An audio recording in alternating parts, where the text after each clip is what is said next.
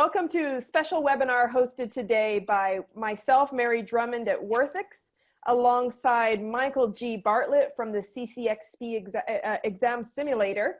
Thank you so much for being here today and for watching. I'd like to introduce my co-host, Michael Bartlett. Mike, say hello. Tell everybody a little bit about not only what you do, but what your motivation is for creating this material, and how you got started with it and what you hope to bring to people's lives with this material. Thanks, Mary. So really the whole driving force behind what I do came from failure. I talked about this a little bit on the Worthix podcast I did with you as well. I took the CCXP exam, went in probably a little bit too overconfident, hadn't really done too much prep work for it and failed it.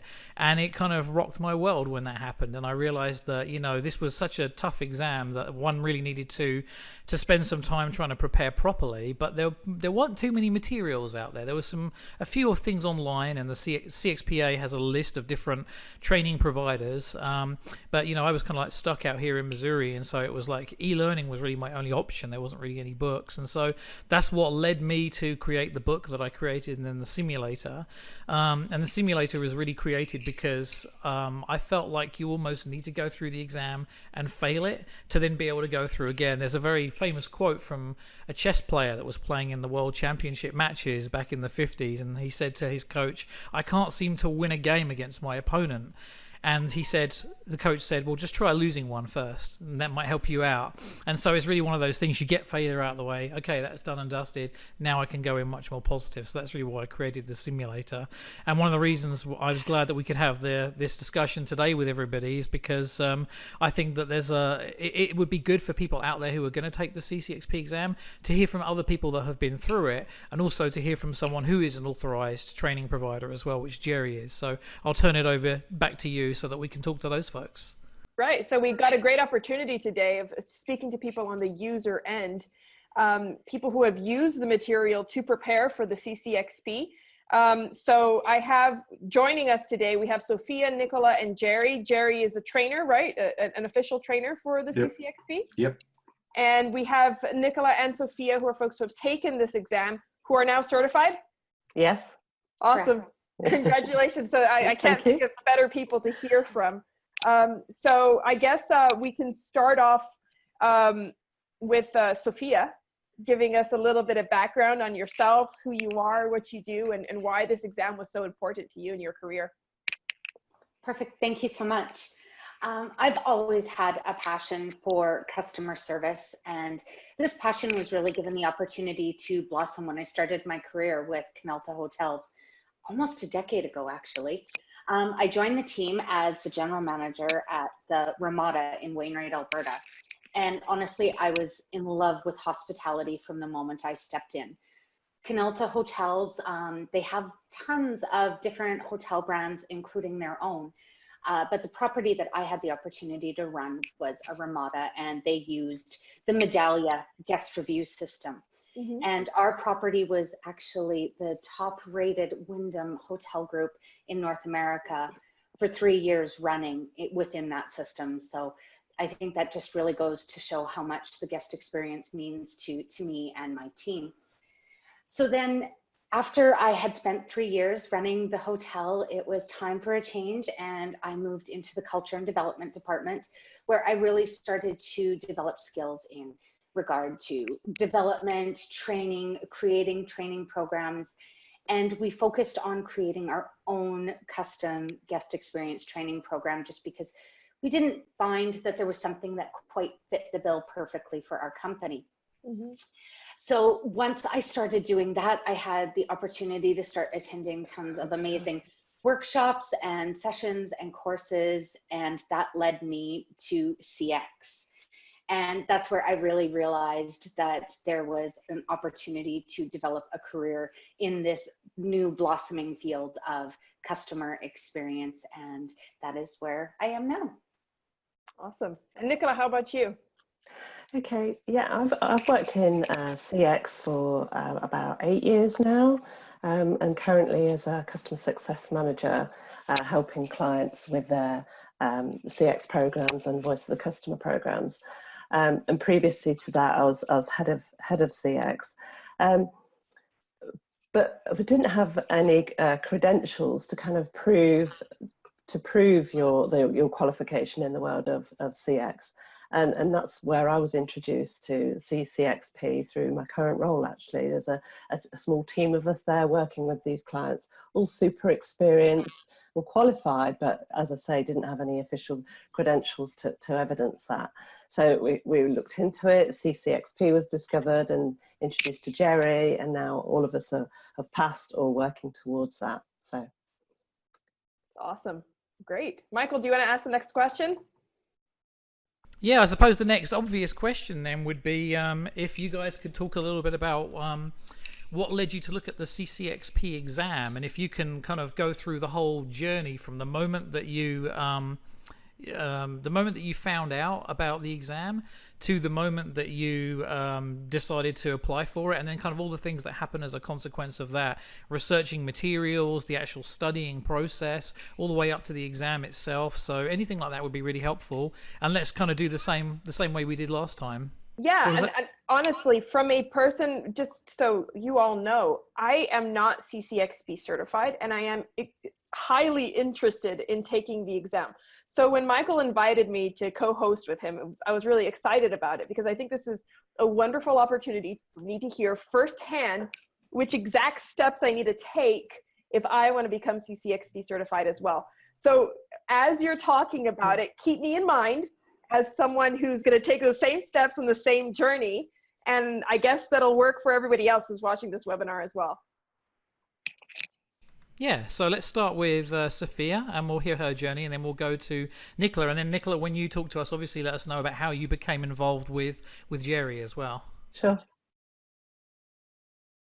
Wonderful. Thank you, Michael. So I found out first about the CXPA organization when I was looking for truly organizations that were focused on CX innovation.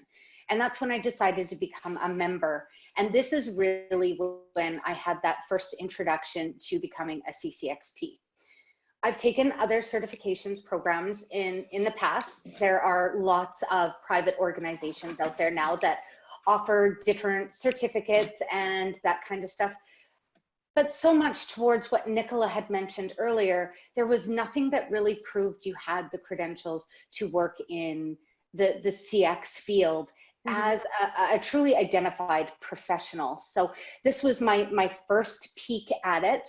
Then I took the opportunity to discuss with my leader what this would mean, what it would entail. And he said, most certainly, the Director of Culture and Guest Experience needs to have this designation. So from that point forward, I really started to take those beginning steps into preparing for my CCXP. So I applied to see if I was eligible to take the exam. And once that came through, the moment the email arrived saying, yes, you can take the exam, now start preparing, that's when the panic started to kind of hit just a little bit. Because unlike most designations, there is no course. There's nothing you take. It's not a course where you take an exam and then you're tested on that content.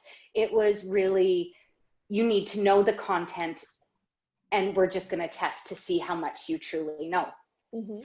So I started reading the usual books that are kind of outlined in the CX blueprint on the website. And I started with a refresh of Chief Experience Officer, and then I moved to Outside In. And then I actually found Michael's book, the CCXP Exam Prep. So I ordered that right away off Amazon. And when that came in, that really started to focus my learning, because he has it broke out into all of these great little sections of where you need to focus your development. And then after that, I kind of stopped studying a little bit. And before you know it, it was 2 weeks before my exam date. And I was lucky because in that time, Michael had actually created a new course. And it was he has 6 modules of e-learning available to help with the exam prep, as well as an exam simulator. So I signed up for his platinum package right away. That gave me 2 exam simulations, as well as the 6 e-learning modules. And there are tons of different CX learning providers out there, but I really have to speak to the simplicity of Michael's course. He has it available so you can sit down and you can watch it on video, or you can plug it in and listen to it as audio as you're driving. And I just found it was so incredibly easy. It was kind of plug and play content that I could really focus my learning and start to get comfortable with the material. I then did my first exam prep, and the simulator came back, and I believe my score was 68%. And that's when panic hit immediately, because it said my score was 68, but it said I could expect on the actual exam to get about an 88%. And I was like, okay, well, I'm not 100% sure.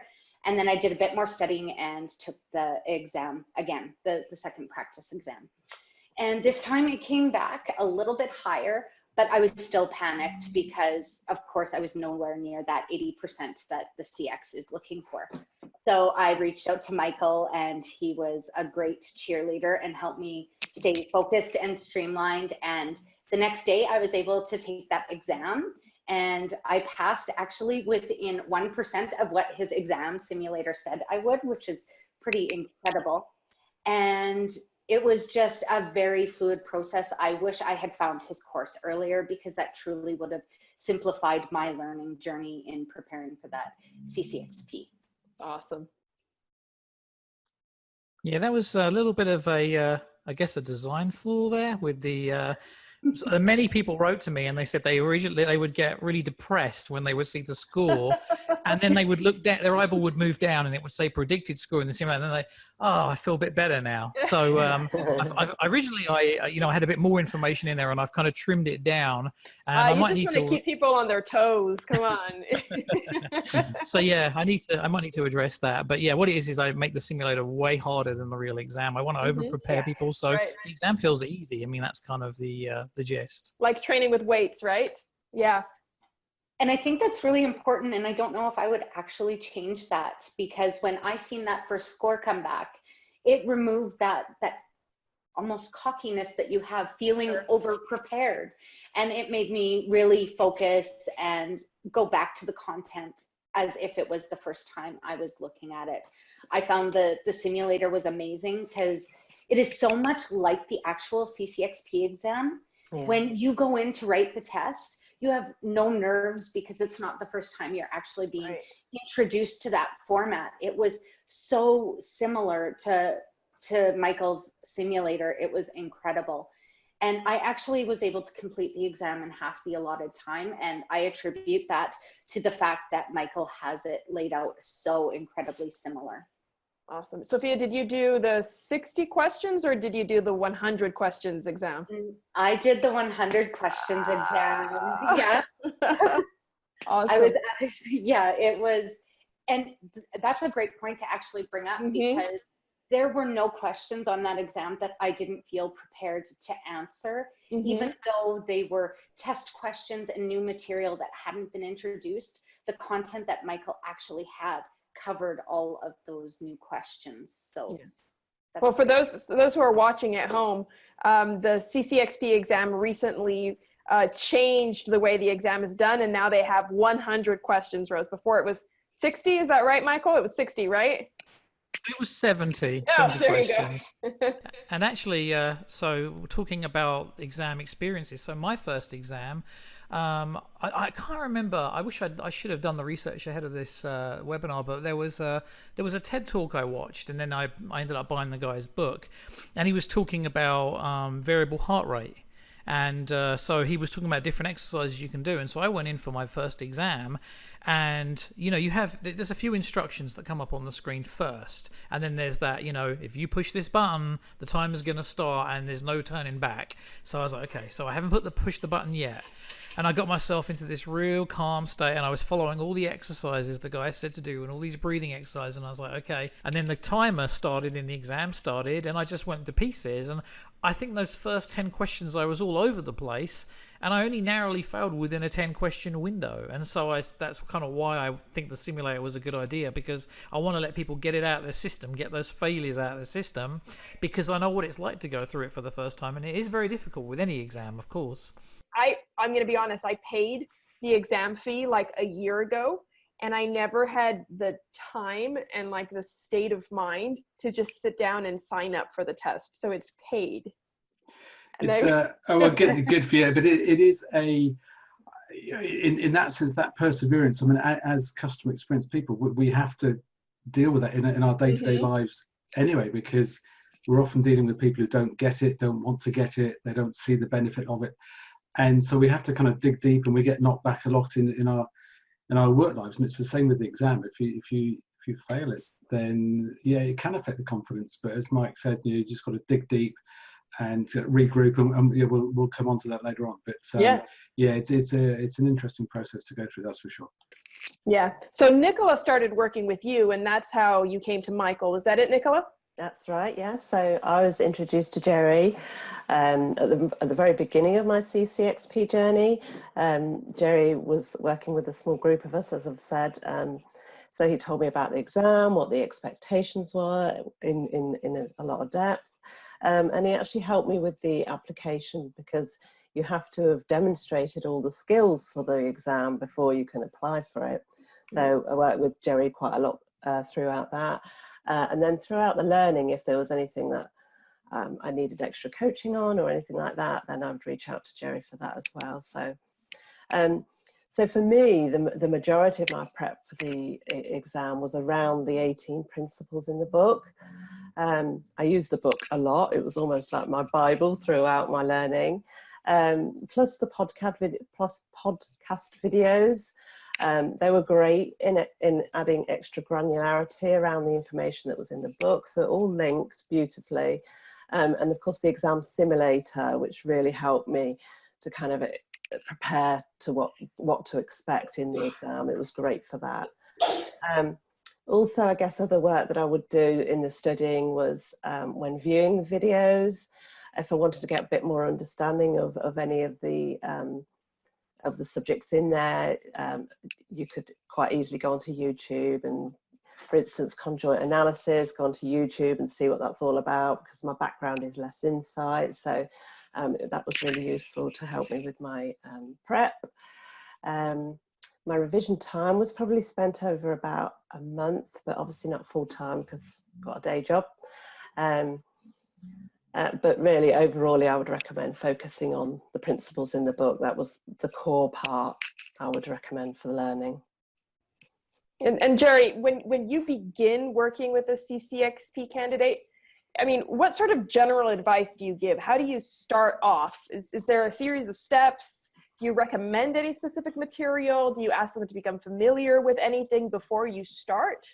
And how, I mean, use Nicola as an example of how you took those steps. Yeah, so we've got to find that starting point, as you say. So what I normally do is firstly make sure that people understand the process of what the accreditation is all about, because as Nicola just said, it's a two-stage process, and they are quite different in their approaches. So the first stage is that assessment of your career to date. So you have to demonstrate to the CXPA that you've got a depth of experience in each of the 6 competencies.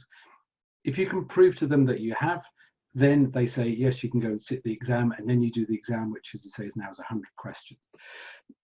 There are a few people who, through no fault of their own, come to this process and think there's a textbook to read, and you read that, then you go and sit an exam. And so my first process, if you like, the first thing I do is just to explain, to look, do we understand what this process is? That once we've got that sorted, we'll have a chat about their career. I'll understand a bit more about what they've done in their roles, how that links to customer experience. And what the great thing is about this is we get people not just from customer experience teams, but from operations teams, from sales teams, from marketing teams. And so it's good to find out which bits of the job they've done might fit one of those 6 competencies. And one of the ways that I do that is I've got a template of the application form, if you like, and all it's just very simple. It's the 6 competencies, and I just ask people to go through each of the 6 competencies through culture, strategy, voice of the customer, metrics, innovation, and governance. Broadly, kind of in each of those 6 competencies, what have you done? What you know, 2 or 3 examples in each competency of bits of work that you've led, or you've directed, or you've been involved in, and I ask them to fill it in. It doesn't have to be War and Peace, just some notes, and then we go through that, and I sit down with them, and we just go and we say, well, okay, look, you might have, the voice of the customer competency might be, yeah, you've got that absolutely down, but you may not have had any exposure to doing the strategic development side of things. So then we might say, well, as far as the training is concerned, A, we want to get you prepared for the exam, but B, there's the kind of the broader, how's it going to benefit your day job? So when it comes to setting out what the training is, I would always try and fill in, we use that template, the assessment template, as a guide to say, right, here's some gaps, how are we going to fill those? And then we kind of roll on from there. But it's kind of understanding the process, understanding where they are today, and then in terms of other, yes, you've already mentioned obviously Michael's book, the simulator. There's other books. The CXPA has their own kind of library of resources that people can tap into. That discussion forum that's on the CXPA website is absolutely fantastic, just to keep abreast of, because everyone has a different take on things. If you ask somebody a question, you get maybe several different answers or suggestions about how you might approach it. So the discussion forum is all about building up that kind of raft of knowledge that you have that will prepare you for the CCXP. Actually, something I wanted to touch on with you, Jerry, as well, is I get a lot of emails sometimes from students who say, oh, I failed the exam, I got like a 76, or, they were close. And they ask me, well, what should I do differently? And, sometimes I'm in a situation where people will buy my simulator the day before the exam. And so that's not really what it's intended for, unless you just want to get a feel for it. It's intended to educate. But I'd be very interested in hearing your thoughts if you've worked with any students that have failed in the past and then they've done something, or they've gone through some kind of a structured approach that you've recommended that's then allowed them to make that leap to passing. Is there a strategy there that you know of? Yeah, I'm the first thing to say is that if you don't pass the exam the first time, it doesn't mean you're not a competent customer experience professional. It just means that the questions haven't landed properly. If you've got through the assessment, the CXPA deem you to be pretty good and you'll know your way around customer experience. So hold on to that. Failing the exam doesn't mean that's taken away from you. So don't let that knock the confidence. So then I think the next point is to revisit, as you know, when you get your results, you get a breakdown of the scores. So you would look at, well, which of the 6 competencies did you score lowest in, and maybe use that as a focus for your next, for next time you come to do the exam. So, and there's all sorts, the reading you can do. But going on to your point, there was a lady I did work with who, she was a brilliant customer experience person, but just kind of struggled to get over that threshold of 80%. And as you say, I think I'm right to say when people fail, it's often only by 2 or 3 points. So the approach that she'd taken was to revise and read as much as possible. And come the first exam, I think the score was around 75%. So very quickly diving into, okay, I need to take this again, get this done. So same process, reading up on it, talking to other people, just looking at best practices around you, focusing on, you're reading all the books, looking at all the online magazines, and just really trying to soak in as much about customer experience as possible. In the second exam, the score went up by about 2 points. So we're still short of our 80, it was about 76, 77. What was really interesting, the way she approached the third one, and you can imagine by now there's quite a bit of pressure to pass, both that she was putting on herself and and any colleagues who knew she was going through this process. But what was really interesting was she took quite a, there's that saying, isn't there, about if you always do what you always did, you'll always get what you always got. So she realized that it was necessary to change the approach. And so rather than try and read up on everything, she just, I mean, as Nicola said, just focused on the principles, those core principles. And Mike, you deal with these really, really well in that book. And she just kind of focused on what are the principles that the CXPA is getting at in each of the 6 competencies. Because you have to remember that by the time it comes to the exam, you kind of need to be a little bit in the CXPA mindset, because they're the ones that are asking the questions. So what's their take on what a customer experience strategy means? What's their take on customer experience culture? So she just focused on those core principles. And partly because one of the issues is in some of the questions you get in the exam, there's not a lot of context.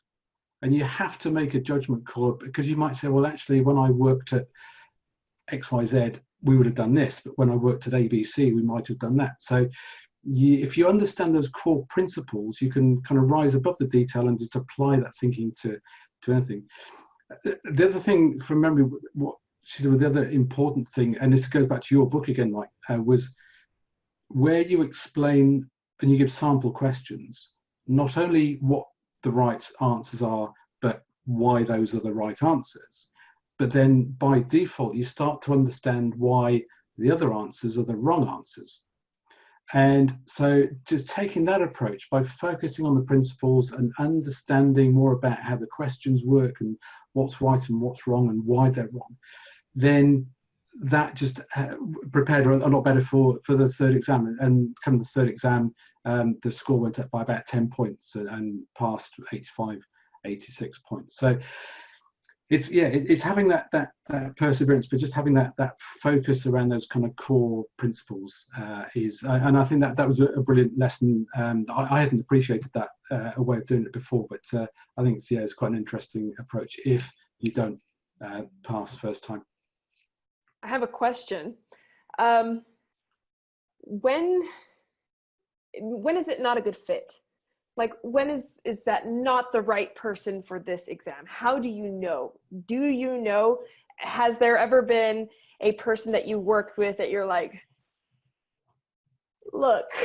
No, there has, and I'll give you an example. There was a well-known, I'm not going to mention them, but a very well-known software company who wanted their account management team to become customer experience professionals. Partly because that was slightly the area that they were in. It wasn't their main focus, but they wanted to develop some kind of credibility around customer experience. They heard about the exam and they wanted to put their team of account managers through the CCXP. Now, that was fine. And the approach would have been, as I said, to understand where they all are today, where there might be gaps, how to build that. And sometimes this might be a 2 or 3 year journey. I mean, the CXPA would expect you to have been a professional for the best part of 3 or 4 years before you were anywhere near ready to sit the exam. But this company they read about it on the Monday, they called me on the Wednesday, and they wanted to sit the exam on the Friday. And so we had a slightly awkward conversation where I was saying that this is not for you. It is if you're prepared to put in the effort, but this isn't an accreditation where you can just think, oh, I want some of that, and you can read a textbook and you can go and sit an exam and hope you pass. And that's not what this is about. And it goes back to what you were saying earlier about it's that kind of credibility. It is challenging. You have to it's if you're getting into a career of customer experience, it's brilliant to have this as that kind of aspiration that you work towards. If I work at this for 2 or 3 years, then I'm at the end of it, I can get this accreditation. So there are people, and I'd say sometimes it's through no fault of their own, that they kind of misunderstand what it's about. There are people who just want it on a plate the next day, and you just have to have an honest and frank conversation. It'd be brilliant if they did stick with it, but some people, it's kind of it's not for them. But that's what this process is all about. That's why the assessment is so important. It's as important as the exam in kind of just making sure that do you know what, you've been around the block a bit, you know your way around customer experience, you've dealt with some skeptical stakeholders, you've implemented this and you've made changes, so yeah, that's why it's I think that the rigor that the assessment and the exam have together is so good. Yeah, but keeping in mind that it is the certification of the CXPA. So like you said, even if perhaps you don't agree entirely, or that's not how you would execute those competencies, you do have to keep in mind the way the CXPA approaches those topics if you want to pass the exam. Yes, right? absolutely, yeah. Yeah, because I remember when I first took the exam, there was a question about, who should you improve the customer experience for? And there was obviously the 4 options. And I picked all customers because in my world, you do everything you can to improve it for everybody. And then as I start to learn about the way the CX mentality is, CXPA mentality, which actually is correct, I was wrong, is you have to prioritize. And ideally, you improve for the customers that matter the most, but you don't make the experience worse for the other customer types. So that was something that was new to me and why I made sure I put that in my book. So yeah, it definitely requires a mind shift. Now, here's a good question, Jerry, and this is something Sophia and Nicola could benefit from right now, which is continuing education units. So I passed my exam just over 2 years ago, and then with about 2 weeks to go before my deadline of renewing my CCXP, I thought, oh, I hadn't even thought about that. Now, luckily for me, I did enough volunteer work that I qualified immediately, but obviously people should start thinking about those continuing education units quickly. So I was wondering if you could speak to how that works, ways of getting it, and then maybe some advice for Sophia, Nicola, and other CCXPs that might be watching now as to what kind of things they should be doing.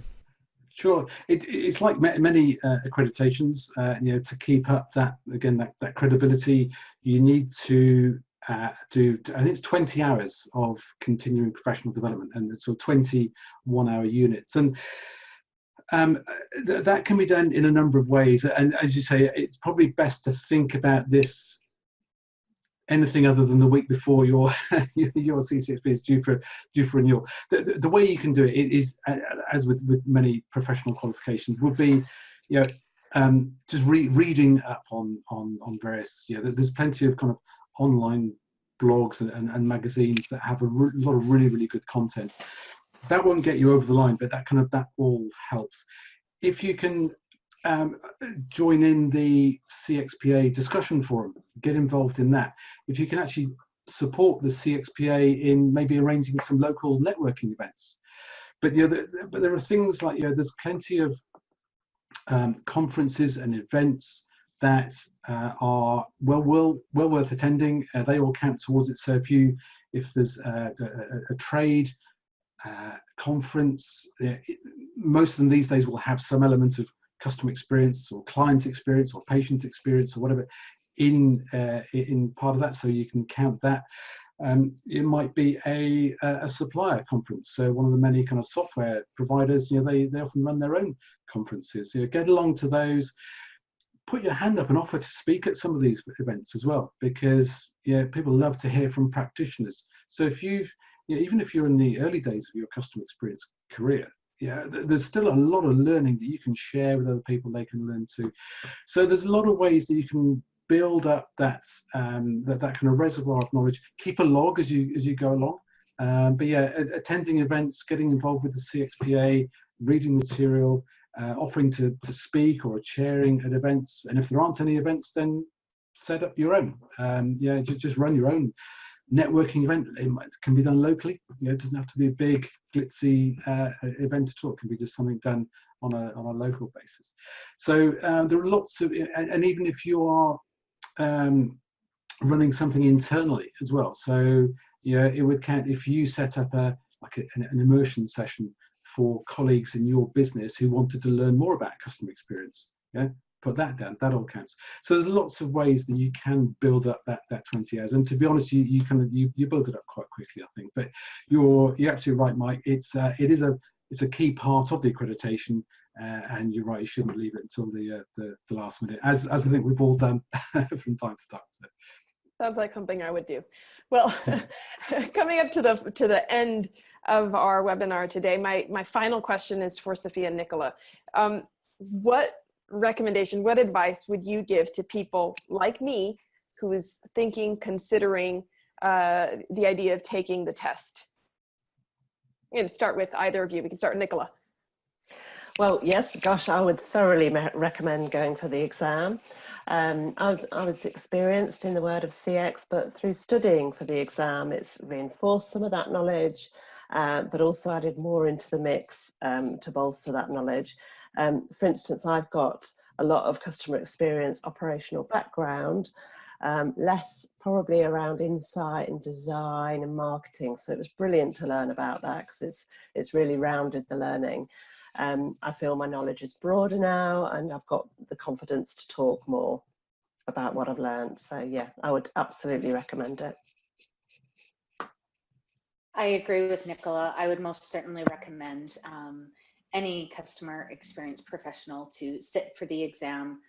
And once deciding to do so and creating that study plan, I would really encourage people to understand that when they're developing their study plan, that it should really be twofold. You want to expand your knowledge. Again, as Nicola mentioned, you know, we all have our areas of expertise and other areas where we're maybe not quite as proficient. So you want to make sure that your study plan really encompasses all of that and you focus on expanding your knowledge. But then on the other hand, you want to make sure that you are focusing on preparing for the exam itself, because it is definitely stepping outside of your current role. And you need to start thinking as the CXP thinks and start answering the questions in that way and understanding why certain answers are wrong. And through that process, you are really going to become a much stronger, more proficient CX professional.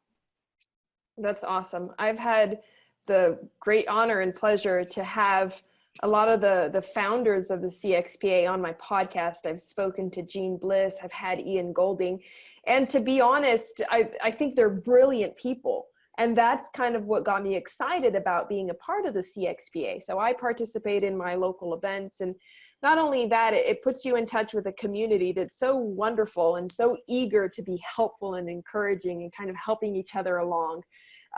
So, I mean, I feel a lot more prepared, definitely, to go out and take the exam or to actually just stop and say, okay, I'm going to do this. So I wanted to say thank you to everyone here today. Sophia and Nicola for sharing your experience of what it was like to go through this. Jerry, for your expertise of giving us kind of the inside point of view of what to do from a trainer side.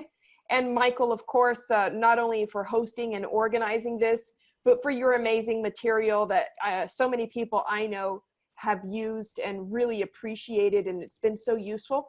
And for everything else that goes around it, the fact that those proceeds go to helping the animal shelters and rescuing dogs, it makes me like you so much more. Yeah.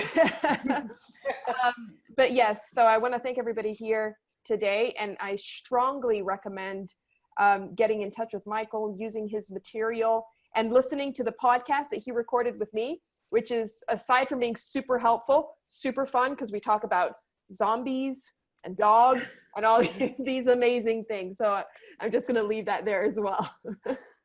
Well, thanks everybody. We hope you've enjoyed the webinar today. We really hope that this is going to inspire people to take the CCXP exam, especially maybe if you hadn't even been thinking about doing it in the past. I think that if you think that it's a good fit for you now, hopefully you have some information. And if you were already interested in doing this exam, hopefully this has given you a bit more context in how to prepare, and you've actually seen what people have had to go through and the highs and the lows. And as Jerry talked about, people that have failed. And at the end of the day, I think sometimes you just have to say, look, it's a great thing, but it's just an exam. So don't worry about it. You know, you've got 3 goes at it, and it's an amazingly supportive community. Even if you do fail, and people will be able to help you. So that would be my advice. And feel free to reach out to any one of us on this webinar if you have any further questions. Thank you.